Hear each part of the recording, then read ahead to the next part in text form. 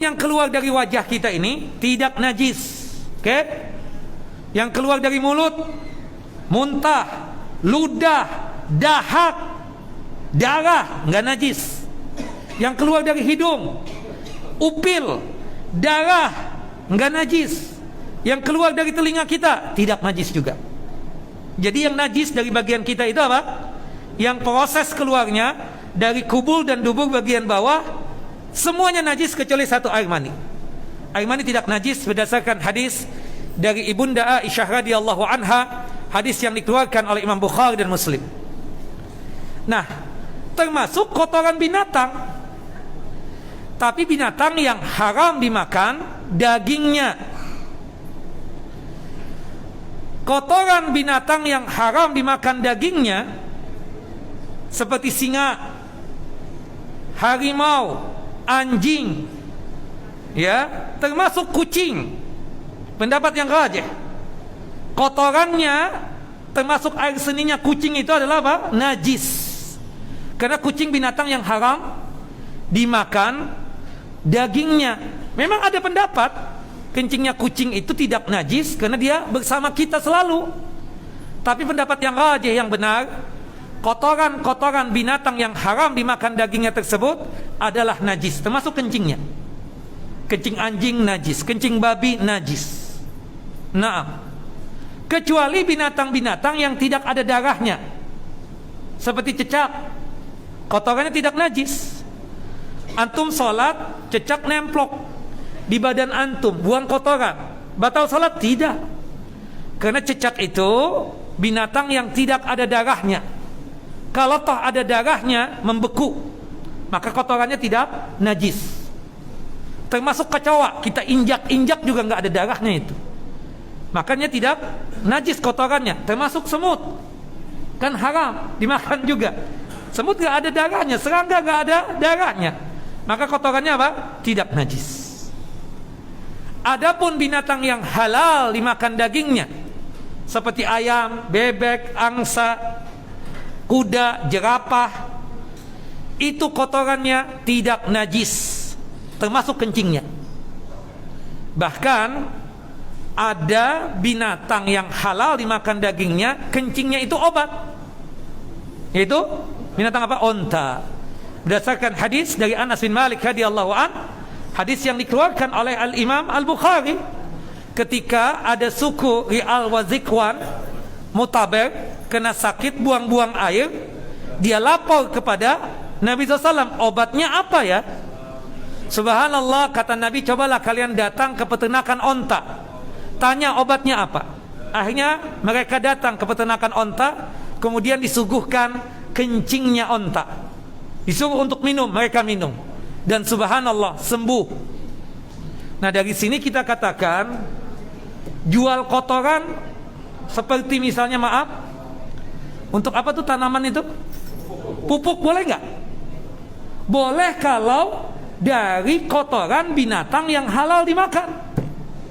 Tapi kalau pupuk dari kotoran binatang yang haram dimakan, nggak boleh kita jual. Nah, ya kan? Makanya air seni onta itu dijual, bahkan lebih mahal daripada susu onta. Ya, kita katakan sebotol ini tinggi begini ya, ini 10 rial untuk susu. Untuk kencingnya onta, air seni onta bisa 15 rial, seperti itu. Jadi walhasil itu obat. Tapi saya sendiri belum pernah coba, nggak berani. Tapi saya menghabarkan, kalau antum lagi sakit perut, daripada habis 100 juta 200 juta, lebih bagus beli 15 rial. Udah, pejamkan mata, tutup hidung, kayak pakai masker gitu, minum langsung. Apa yang diminum, bang? Yang diminum adalah jus alpukat. Halas, gitu aja sudah. Ditulisin jus alpukat di sini supaya dia minum. Kok bau banget? Ya begitulah. Itu supaya antum sembuh dari penyakit, daripada 200 juta habis karena untuk masalah perut itu. Lebih bagus yang 15 rial. Nah, kemudian selanjutnya dari hadis ini, ilmu yang bisa kita dapatkan adalah al-hadisu dalilun ya ala anna tarka tanazzu minal baul min kaba'ir dzunub. Hadis ini menunjukkan kalau kita meninggalkan untuk membersihkan kencing, artinya tidak bersih dalam masalah cebok, itu kencing menempel di pakaian kita, kita biarkan. Itu percikan-percikan air seni menempel di kaki kita, kita biarkan, kita enggak bersihkan, maka itu termasuk kategori dosa besar dari dosa-dosa besar yang ada. Ya, tidaklah mungkin itu penghuni kubur diazab kalau dia melakukan dosa kecil. Itu adalah dosa apa? Dosa besar. Karena dosa kecil itu bisa terhapuskan dengan kita melaksanakan ibadah, dengan kita melaksanakan kebaikan. Kalau dosa besar harus dengan taubat, taubatan nasuha. Dan itu dikuatkan di dalam hadis Nabi SAW yang lain, wa ma yu'adzabani fi kabirin wa innahu lakabirun. Dan mereka tersebut atau dua penghuni kubur tadi diazab, disiksa bukan perkara yang susah dan berat berkaitan dengan dosa yang mereka tinggalkan ketika hidup di dunia ini. Sangat gampang, cuma sekedar cebok, istinja secara bersih, gampang kan? Sangat gampang. Meninggalkan suka mengadu domba orang, gampang enggak? Gampang. Kita jaga lisan, jangan sampai suka mengadu domba manusia. Ini kadang manusia itu memang suka, demen gitu loh. Ada yang bermusuhan, oh asyik nih kita tonton. Na'udzubillah, jangan sampai ada pada diri kita seperti itu. Naam. Kemudian Rasulullah mengatakan apa? Wa innahu lakabirun. Tapi dua dosa tadi sungguh itu adalah dosa besar. Tayyib.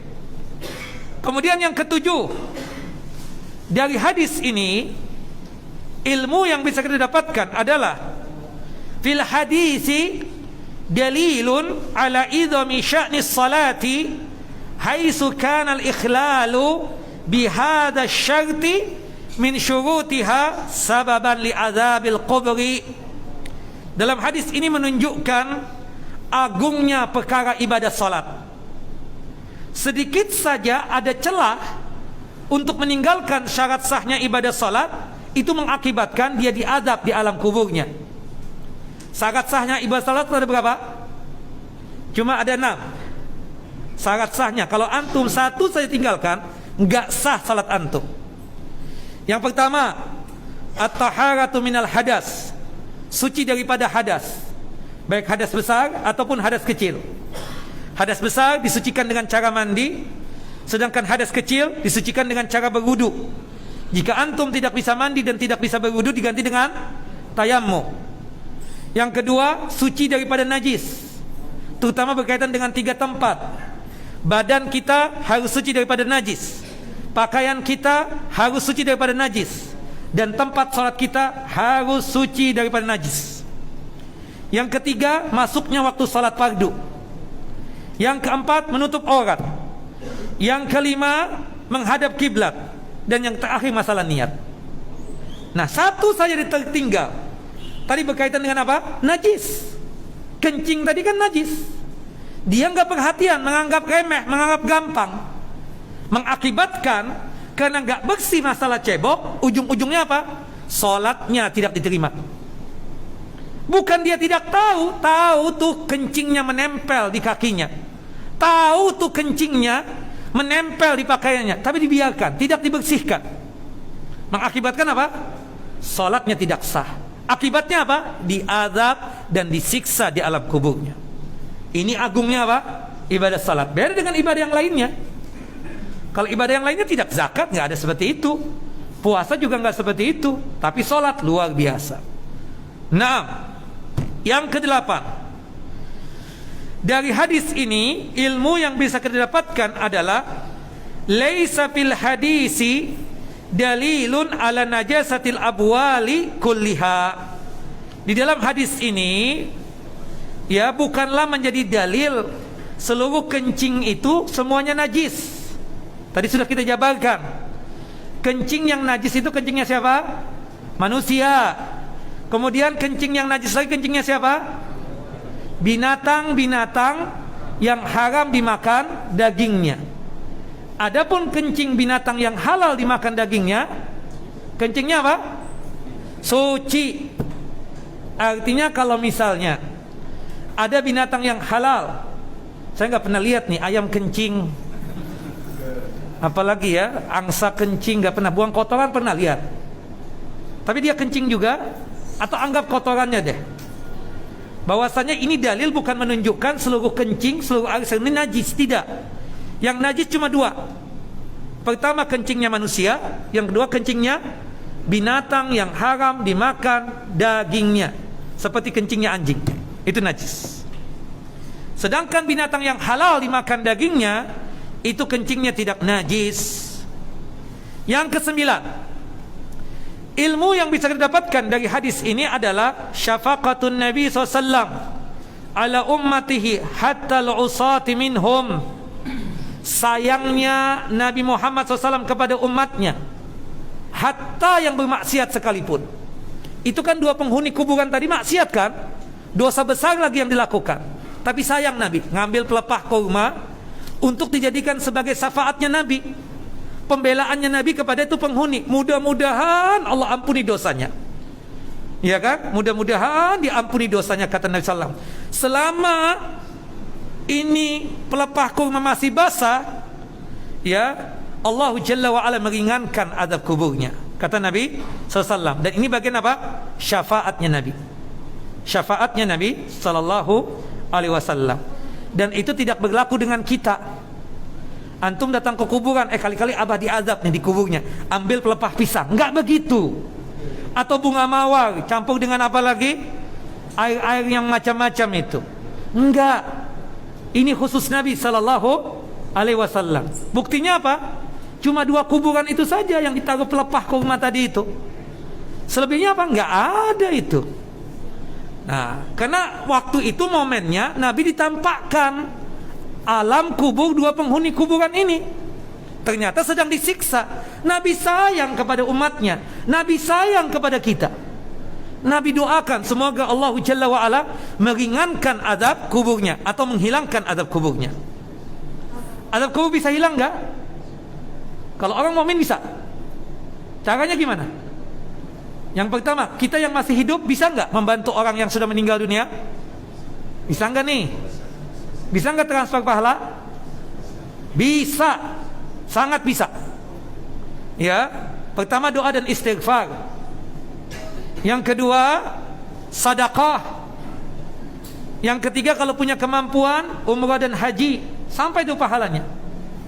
Termasuk nih misalnya kita khawatir orang tua kita, teman kita dan lain sebagainya. Kita tanya, Pak, sahib kita yang itu mana Pak? Yang begal itu udah meninggal. Ya Allah, gimana saatnya di akhiratnya? Kita doakan aja. Nah beliau kan Masya Allah, Pak udah gini aja Pak, setiap kajian kita Senin kedua bikin nasi padang 50 bungkus. Bapak niatkan sedekah atas nama teman sahib tadi yang sudah meninggal dunia, sampai pahalanya, sampai diampuni enggak dosanya? Diampuni. Dalilnya hadis Ibunda Aisyah dan hadis Abdullah ibnu Abbas. Ketika Sa'ad bin Ubadah datang kepada Nabi SAW dan mengatakan, ya Rasulullah, ya Nabi Allah, inna ummi tufiyat, ibuku telah meninggal dunia, wa ana ghaibun anha, ketika ibuku meninggal aku tidak ada di tempat. Ya Rasulullah, aku cuma bertanya, apalah ajrun in tasaddaqtu laha, jika aku bersedekah atas nama ibuku, sampai tidak pahalanya?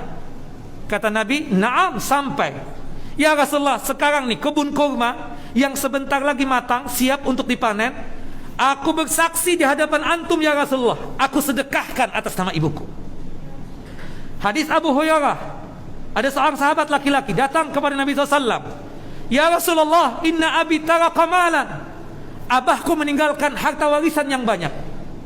Pertanyaanku ya Rasulullah, ya, in tasaddaqtu lahu hal yukaffiru anhu, jika aku bersedekah atas nama abahku, apakah abahku diampuni dosa-dosanya oleh Allah Jalla wa'ala? Kata Rasulullah, na'am, diampuni dosa-dosanya. Nah, jadi tenang tuh, antum cari sahib yang baik-baik tuh, ya kan? Ya, kalau anak meninggal tolong doain anak, tolong sedekah ya atas nama anak, tolong apa. Nah itu sampai. Nah ini kita kan nggak tahu tentang alam barzah tersebut, cuma kan kita tahu kelakuan di manusia ketika hidup. Kita berdoa mudahan diampuni deh, mudahan Allah Jalla wa'ala memberikan rahmat untuknya dan seterusnya. Nah, kemudian selanjutnya, ikhwan wa akhwati fid din, a'azani wa azakumullah. Yang ke-10, ilmu yang bisa kita dapatkan dari hadis ini, tahrimun namimati wa annaha min kabairidz dzunub. Haramnya dosa mengadu domba, dan itu termasuk dosa besar. Bahkan Imam Bukhari rahimahullah rahmatan wasi'ah dalam kitab Adabul Mufrad itu membuat satu bab khusus. Babnya apa? An-namimatu minal kabair. Dosa adu domba termasuk dari dosa-dosa besar. Dan Rasulullah mengatakan apa dalam satu hadis yang sahih? La yadkhulul jannata namam. Tidaklah masuk surga orang yang suka mengadu domba. Naam. Tayyib. Kemudian yang ke-11, ilmu yang bisa kita dapatkan dari hadis ini, hirsus sahabati radhiyallahu anhum ala ma'rifatil hikmati fi fi'lin Nabi SAW. Semangatnya sahabat untuk mengetahui hikmah dari perbuatan Nabi SAW. Tadi kan Nabi mengambil pelepah kurma yang basah, dipatah jadi dua. Patahan yang pertama ditancapkan di kuburan yang pertama, patahan yang kedua ditancapkan di kuburan yang kedua. Sahabat nanya, ya Rasulullah, lima fa'alta hadza, kenapa antum melakukan ini? Rasulullah menjawabkan, la'allahu yukhaffafu anhuma ma lam yaibasa. Semoga dengan pelepah kurma ini Rasulullah memberikan syafaat ini, minta ya pertolongan kepada Allah agar umatnya yang ahlu maksiat ini diampuni dosa-dosanya. Itu tujuan Nabi SAW. Pelepah kurmanya itu cuma tanda, bukan sebagai penganalogian nanti kita ambil pelepah kurma, pelepah pisang, kita tancap-tancapin di kuburan. Semoga tuh yang di alam kubur ini nggak disiksa, nggak begitu. Itu cuma sebagai tanda bahwasanya Nabi ingin menunjukkan sayangnya kepada umatnya yang sudah meninggal dunia, dikarenakan dulu waktu hidup suka melakukan perbuatan dosa. Tetap berharapnya kepada Allah Jalla wa'ala, semoga Allah ampuni dosa-dosanya. Naam. Kemudian yang ke-12, ilmu yang bisa kita dapatkan dari hadis ini, jawazu dzikril mauta idza kana fi dzikrihim bil ma'asi maslahatun wa hiya tanfirun nas an fi'lihim. Boleh kita menceritakan orang yang sudah meninggal dunia apabila tujuan menceritakan itu berkaitan dengan maksiat yang dia lakukan ketika hidup di dunia, ada maslahahnya. Maslahahnya apa? Agar manusia tersebut tidak mau melakukan perbuatan itu dosa. Nah, tadi kan disebutkan sahabat-sahabat yang hadir tahu dong, oh ini kuburannya si fulan nih. Ternyata dia memang dulu suka tidak bersih dalam masalah istinja. Ternyata nih yang satunya suka adu domba orang. Benar, namanya nggak disebut, tapi sahabat-sahabat itu tahu nggak siapa yang meninggal itu? Tahu banget. Nah, itu kan menyebutkan gibah yang dibolehkan itu. Tujuannya untuk apa? Peringatan buat manusia, jangan sampai melakukan perbuatan itu dosa. Kan banyak kejadian-kejadian macam-macam ya, berkaitan dengan sesuatu hal. Kita ceritakan kepada anak kita, jangan nak ya, hati-hati riba, hati-hati zina, hati-hati narkoba dan macam-macam, kan seperti itu. Tujuannya agar itu orang lari dari perbuatan itu dosa. Naam. Terakhir sebagai penutupnya, yang ke-13, la yusannu lana wad'u jaridatin 'alal kubur. Tidak disunahkan kita untuk meletakkan pelepah kurma di atas kuburan. Nggak ada sunnahnya. Kenapa? Sebabnya yang pertama, li'anna Rasulullah SAW lam yaf'alhu illa fi kuburin maksusatin uttuli'a ala ta'dzibi ahliha. Karena sesungguhnya Rasulullah tidak melakukan itu. Nggak ada kuburan yang lain. Ayo pelepah kurma kumpulkan, yang basah-basah kita tancapkan ya, semua pelepah kurma ini di pemakaman Baqi yang ada di Madinah. Tidak, kecuali kejadian itu saja tadi. Pada waktu melewati dua kuburan, ditampakkan oleh Allah Jalla wa'ala bahwasannya penghuni kuburan itu sedang diadab dan disiksa. Maka oleh sebab itu, berhubung Nabi tidak melakukan, kita jangan melakukan. Termasuk penganalogiannya dengan kembang apa? Mawar bercampur Air putih apa itu? Yang dijual itu kalau di depan kuburan itu loh. Air tawar ya? Air mawar. Buat apa itu air mawar? Supaya adem katanya. Padahal kita bilang kan ini musim hujan. Ya, kesian dia kepanasan. Makanya kita siramin pakai air. Pak, ini kan musim hujan. Oh, kurang abdol kalau nggak pakai bunga mawar, air mawar katanya. Kan seperti itu. Nah, itu tidak disyariatkan. Naruh bunga-bunga di kuburan tidak dibolehkan itu. Ya, Kamboja, bunga Kamboja dan lain sebagainya tidak boleh. Walau kana masyru'an, kalau itu disyariatkan, kalau itu disunnahkan, la fa'alahu fi kullil qubur. Kalau itu disunnahkan, maka niscaya Nabi Muhammad SAW akan menancapkan pelepah kurma di setiap kuburan-kuburan yang ada di kota suci Madinah. Tapi itu tidak dilakukan oleh Nabi SAW. Itu Nabi. Kita lihat para sahabat senior, Abu Bakar, Umar, Utsman, Ali melakukan itu? Tidak. Summa inna kabira as-sahabati radhiyallahu anhum kal khulafa lam yaf'alu hadha. Wa wad'ul jaridah fil qubur fihi isa'atu dhannin bi sahibihi wa tafa'ulun alaihi bil adab. Yang kedua, kenapa dilarang? Kalau kita meletakkan pelepah kurma atau pelepah pisang atau bunga mawar, kita kasih dan taruh di kuburan orang tersebut, di situ ada suudzon kita yang hidup ini kepada yang meninggal. Iya kan? Antum naruh, nancap pelepah pisang, kemudian naruh bunga mawar. Tujuannya apa? Kata antum, semoga dia nggak diazab, semoga dia tersebut diringankan azabnya. Pak, antum suudzon, emang dia diazab di alam kuburnya? Iya, takutnya, kata antum. Kan suudzon berarti kita. Jangan-jangan dia alhamdulillah di kuburan nggak ada masalah, kuburannya dilapangkan oleh Allahu Jalla wa'ala. Jadi orang-orang yang suka nancapin pelepah kurma, pelepah pisang, kemudian tabur bunga mawar, artinya mereka itu suudzon kepada itu yang meninggal, seakan-akan yang meninggal itu sudah pasti diazab dan disiksa oleh Allahu Jalla wa'ala. Dan di situ seakan-akan berharap agar dia diazab dan disiksa di alam kubur dengan ditaruhnya pelepah kurma, pelepah pisang atau kembang Kamboja atau bunga mawar tadi.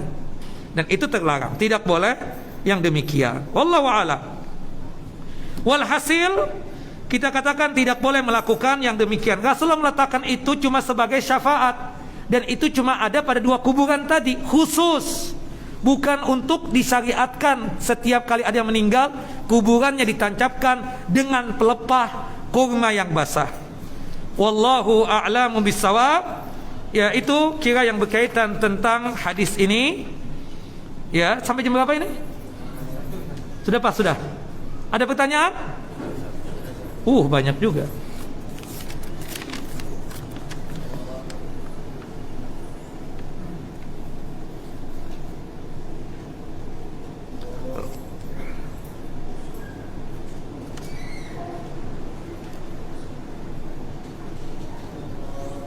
Apa ini? Ada seorang yang bekerja